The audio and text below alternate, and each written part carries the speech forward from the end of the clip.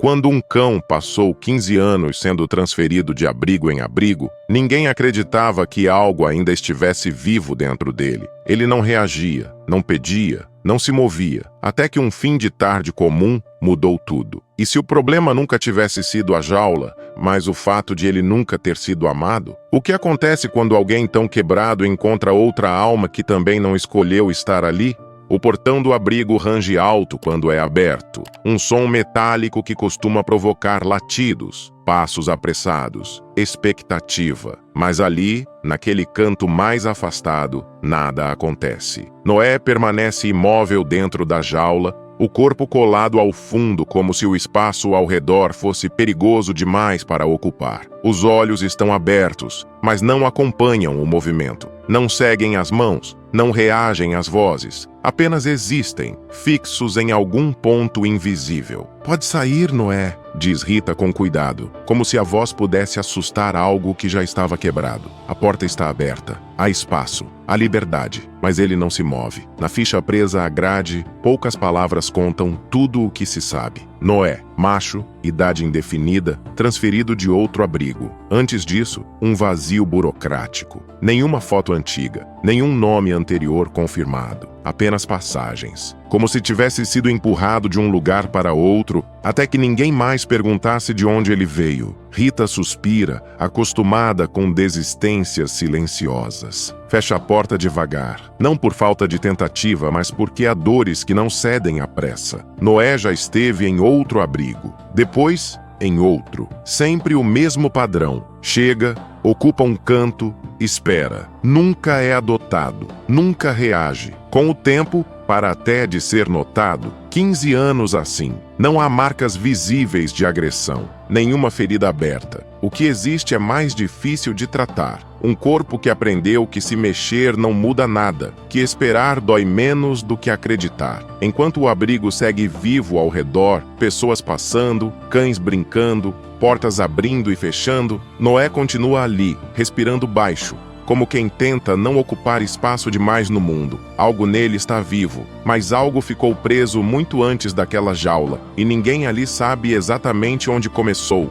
Por isso, quando tentaram reconstruir a história de Noé, não encontraram quase nada. Nenhum resgate heróico, nenhuma denúncia formal, nenhum registro detalhado. Apenas papéis amarelados, fichas incompletas e datas que não se conectavam entre si. O primeiro abrigo pelo qual passou ficava longe dali, numa cidade pequena, de estrada de chão e pouco movimento. Chegou sem nome, levado por alguém que não deixou contato. Disseram apenas que ele não servia mais. Ninguém perguntou para quê. Ninguém insistiu. Naquele lugar, Noé já era silencioso, não agressivo, não doente. Silencioso demais para chamar atenção. Enquanto os outros animais brigavam por espaço, comida e afeto, ele escolhia sempre o canto mais distante. Não disputava, não pedia, observava. Como se tivesse aprendido cedo que qualquer tentativa de se destacar trazia consequências. Os voluntários do primeiro abrigo ainda se lembravam dele, vagamente, não pelo que fazia, mas pelo que não fazia. Era fácil esquecer que ele estava lá, disse uma das mulheres anos depois, quando Rita conseguiu localizá-la por telefone. Ele não incomodava, e talvez esse tenha sido o começo de tudo. Quando o abrigo fechou por falta de recursos, alguns animais foram transferidos. Noé foi um deles. Outra cidade, outra jaula, outro formulário preenchido às pressas. Nenhuma pergunta sobre o passado, nenhuma resposta sobre o futuro. Em cada novo lugar, repetia-se o mesmo ritual, chegada silenciosa, observação distante, tentativas tímidas de aproximação que morriam rápido demais para virar esperança. O tempo passava, as pessoas mudavam, os nomes dos funcionários se perdiam. Noé permanecia. Não há registros de maus tratos diretos, não há provas de violência explícita, mas há algo mais difícil de nomear. A constância do abandono, a repetição da ausência, o aprendizado lento e cruel de que ninguém fica tempo suficiente. Com o passar dos anos, o corpo foi se adaptando, os músculos ficaram mais rígidos, os movimentos econômicos, os olhos atentos demais para quem parecia desligado. Não era apatia, era vigilância silenciosa. Veterinários avaliaram seu estado físico várias vezes. Saudável, forte, capaz de correr, brincar, reagir. Mas Noé não fazia nada disso. Como se o corpo estivesse pronto, mas a mente tivesse escolhido outro caminho para sobreviver. Alguns diziam que ele devia ter sido usado como cão de guarda e descartado quando envelheceu. Outros achavam que viveu preso a uma corrente por tanto tempo que aprendeu que ficar parado era mais seguro. Havia quem suspeitasse de algo pior, mas nenhuma teoria se sustentava. Tudo era suposição. O que se sabia com certeza era o efeito disso tudo. Noé não confiava. Não porque tivesse medo, mas porque não via sentido. Para ele, pessoas vinham e iam. Portas abriam e fechavam. Vozes prometiam e desapareciam. Com o tempo, deixou de reagir até ao que era bom. A comida podia esperar. O carinho não fazia falta. A liberdade não chamava. Esperar em silêncio parecia mais simples do que se decepcionar outra vez. Cada transferência apagava um pouco mais do que ele tinha sido. Sem passado claro, sem futuro possível, Noé virou apenas presença. Um corpo que ocupava espaço, um nome temporário, um caso difícil. E assim, quando chegou ao abrigo atual, não trouxe bagagem visível, mas carregava algo muito mais pesado. Anos demais aprendendo que existir não garantia ser visto. Foi nesse abrigo que Miguel apareceu. Chegou numa manhã nublada, com o céu baixo e o humor igualmente pesado. Não trouxe expectativas nem curiosidade. Trazia apenas um papel dobrado no bolso e a obrigação de cumprir horas que não queria cumprir. Serviço comunitário. O erro que o levara até ali não precisava ser relembrado em detalhes. Bastava o peso que ainda carregava nos ombros. Não era alguém mau, mas também não era alguém inteiro. Tinha falhado, perdido algo importante no caminho. Ou alguém, e desde então passava os dias tentando não pensar demais. No abrigo, Rita lhe deu tarefas simples: limpar canis, carregar sacos de ração, lavar baldes, trabalho físico, repetitivo, que não exigia conversa nem explicações. Era exatamente o que Miguel queria. Durante os primeiros dias evitou contato com as pessoas, com os animais. Fazia o que precisava ser feito e ia embora sem olhar para trás. O lugar era barulhento demais, vivo demais, cheio de pedidos silenciosos que ele não tinha condições de atender. Até que, numa tarde quase vazia, ao passar pelo último corredor, algo o fez parar. Não foi um latido, não foi um chamado, foi a ausência de qualquer reação. Dentro da jaula, no canto mais distante, estava Noé, o animal que não se mexia, não acompanhava o movimento, não esticava o focinho, não recuava, apenas permanecia ali, como se não esperasse absolutamente nada de quem passava. Miguel ficou parado alguns segundos a mais do que o necessário. Não sentiu pena, sentiu reconhecimento. Havia algo naquele corpo encolhido que lhe era familiar demais. A maneira como ocupava pouco espaço, a forma como parecia ter aprendido que ser visto podia ser perigoso. Aquilo não era medo, era desistência organizada. No dia seguinte, sem saber por quê, Miguel diminuiu o ritmo ao passar por ali. No outro, parou outra vez. No quarto dia, sentou-se no chão, encostado à parede do lado de fora da jaula. Não falou nada, não chamou, não tentou tocar, apenas ficou. Era estranho como o silêncio entre os dois não incomodava. Pelo contrário, era confortável, honesto. Nenhum dos dois precisava fingir estar melhor do que estava. Enquanto limpava os canis nos dias seguintes, Miguel passou a falar sozinho, comentários soltos, frases sem destinatário, reclamações baixas sobre o clima, sobre o cansaço, sobre o tempo que parecia não andar. Nunca diretamente com Noé, mas sempre perto o suficiente para que as palavras ocupassem o espaço. Não esperava resposta, não queria reação, e talvez fosse exatamente isso que tornava tudo diferente. Os funcionários notaram sua presença constante naquele corredor. Ele sempre para ali, comentou alguém. Nunca vi esse cachorro se mexer, respondeu outro. O consenso era simples. Não adiantava insistir. Noé era assim, mas Miguel continuou voltando. Havia dias em que o peso dentro dele era maior, em que o erro do passado parecia mais próximo. Nesses dias, sentar perto da jaula era mais fácil do que voltar para casa. Ali, ninguém perguntava nada, ninguém exigia melhora. E do lado de dentro, Noé continuava imóvel. Mas algo imperceptível começava a acontecer. Não um movimento visível, não uma reação clara, era outra coisa. Uma mudança mínima no ar, como se pela primeira vez em muitos anos, duas presenças quebradas ocupassem o mesmo espaço sem se ferir. E isso, por si só, já não podia ser ignorado. Nos dias seguintes, nada mudou por fora. Miguel continuava chegando, cumprindo as tarefas, limpando os canis, carregando os baldes. Tudo igual.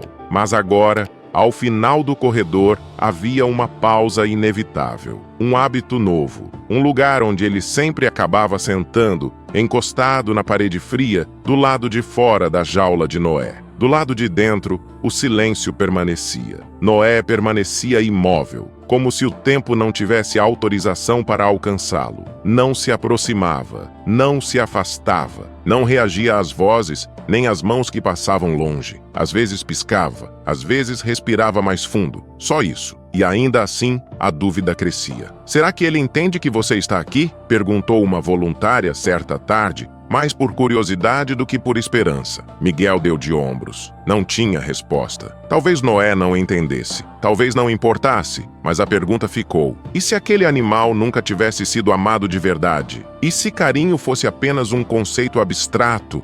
Algo que Noé nunca aprendeu a reconhecer como seguro? Os funcionários do abrigo já tinham visto casos difíceis. Animais agressivos, medrosos, ariscos. Mas aquilo era diferente. Não havia raiva, não havia pânico. Havia uma neutralidade quase assustadora, como se o afeto tivesse passado por ele sem deixar rastro. Alguns diziam que não valia a pena insistir, que Noé estava velho demais, que 15 anos de silêncio não se quebram com presença passiva, que o máximo que se podia fazer era garantir comida, água e algum conforto. Outros preferiam não falar nada. O olhar de Noé incomodava, não acusava, não pedia, apenas existia como uma pergunta sem resposta. Miguel ouvia tudo isso enquanto continuava sentado ali, em silêncio. Havia dias em que pensava em desistir também, em levantar e ir embora sem olhar para trás, em aceitar que nem tudo precisa ser resolvido. Mas então lembrava do próprio passado recente, de como também ouvira frases parecidas. Você precisa seguir em frente, já passou tempo demais, isso não vai mudar. E ainda assim, Miguel estava ali, vivo, respirando, mesmo quebrado. O conflito começou a crescer dentro dele. Será que ficar ali, em silêncio, não era apenas uma forma confortável de evitar o mundo? Será que aquela proximidade não era egoísta? Uma tentativa inconsciente de aliviar a própria culpa sem realmente ajudar Noé? E mais importante, e se Noé estivesse apenas tolerando a presença dele, sem sentir absolutamente nada? Numa tarde mais pesada, depois de um dia especialmente difícil, Miguel se levantou mais rápido do que o habitual. Estava cansado de esperar sinais que não vinham, de projetar esperança onde talvez não houvesse. Deu alguns passos, depois parou, olhou para trás. Noé estava exatamente no mesmo lugar, mesmo canto, mesma postura. Mas, por um segundo muito curto, Miguel teve a impressão de que os olhos não estavam mais completamente vazios, não atentos, não curiosos, apenas menos distantes. A dúvida foi suficiente para fazê-lo voltar a sentar. Ali, naquele corredor quase vazio, a pergunta ganhou peso real. E se Noé nunca tiver sido amado? E se ele não souber o que fazer quando isso finalmente acontecer? Porque amar exige aprendizado. E desaprender o abandono pode ser ainda mais difícil. Nada aconteceu naquele dia. Nenhum gesto, nenhum movimento claro, nenhuma resposta visível. Mas o silêncio, que antes parecia definitivo, agora soava diferente. Não mais como um ponto final, soava como algo suspenso, à espera de um risco, O risco veio sem anúncio. Foi só mais um fim de tarde. O abrigo estava mais quieto do que o normal. Alguns canis já limpos, outros esperando o dia seguinte. Miguel terminou a última tarefa, enxugou as mãos na calça e ficou parado por alguns segundos. Caminhou até o fim do corredor. Noé estava no mesmo lugar de sempre, mesmo canto, mesmo corpo encolhido. A diferença era quase invisível, mas existia. Os olhos acompanhavam, ainda que lentamente, o movimento de Miguel se aproximando. Ele parou diante da jaula, não disse nada. Por um instante, pensou em ir embora, em respeitar aquela distância que havia se tornado um acordo silencioso entre os dois. Mas algo dentro dele, talvez cansaço, talvez coragem, o fez pedir a chave a Rita. "Tem certeza?" Ela perguntou sem alarme, só cuidado. Miguel assentiu. A porta se abriu com o mesmo rangido metálico de sempre. O som ecoou curto pelo corredor vazio. Nenhum latido, nenhuma reação ao redor. Dentro da jaula, Noé não se moveu. Miguel entrou devagar, como quem pisa num terreno frágil. Ajoelhou-se a alguns passos de distância. Não estendeu a mão, não chamou pelo nome. Apenas respirou fundo e ficou ali, no mesmo nível, no mesmo silêncio. Os segundos passaram pesados. Então, com um movimento lento, quase imperceptível, Miguel se aproximou mais um pouco. Não invadiu, não cercou, apenas envolveu o corpo de Noé com os braços, com cuidado suficiente para que ele pudesse sair se quisesse. Noé não saiu. Por alguns instantes, nada aconteceu. O corpo permaneceu rígido, como se ainda estivesse decidindo se aquilo era real. A respiração curta, os músculos tensos. E então, algo cedeu. Não foi um gesto grande, foi uma falha mínima na resistência. Um tremor que começou no peito e se espalhou devagar. A respiração perdeu o ritmo. Um som baixo escapou, quebrado, involuntário. Noé chorava. Não como medo, não como dor, mas como um corpo que depois de 15 anos não precisava mais se segurar inteiro para sobreviver. Miguel não apertou mais forte, não falou nada, apenas ficou, presente, inteiro, como se dissesse, sem palavras, que não iria embora naquele instante. Rita observava à distância, com os olhos marejados e as mãos imóveis. Não era algo que se interrompe, era algo que se respeita. Quando o choro diminuiu, Noé não se afastou. Permaneceu ali, apoiado, respirando melhor. O peso do corpo agora diferente, menos defensivo, mais real. Naquele corredor simples, sem testemunhas além do silêncio, algo se fechou. Não o passado, mas a solidão. Os dias seguintes não trouxeram grandes gestos. A decisão não veio em forma de promessa. Não houve discurso nem momento solene. Miguel não disse em voz alta que iria adotar Noé. Ele apenas começou a chegar mais cedo, a sair mais tarde, a perguntar coisas pequenas demais para quem não pretendia ficar. "Ele precisa de alguma coisa especial?" perguntou a Rita como quem fala de rotina. Ela entendeu antes da frase terminar. Os papéis foram assinados numa manhã comum, sem fotos, sem aplausos. Apenas o som da caneta riscando o papel e o clique suave da porta da jaula sendo aberta. Dessa vez, para não fechar de novo. Noé saiu devagar. Não correu, não puxou a guia. Caminhou ao lado de Miguel como quem ainda testa o chão antes de confiar no passo seguinte. A casa era simples, pouco barulho, poucos móveis, muito silêncio. Na primeira noite, Noé dormiu no chão, perto da porta. Na segunda, aproximou-se do sofá. Na terceira, escolheu um canto onde pudesse ver tudo. Miguel não forçou nada. Algumas manhãs ainda começavam difíceis. Noé se assustava com sons repentinos,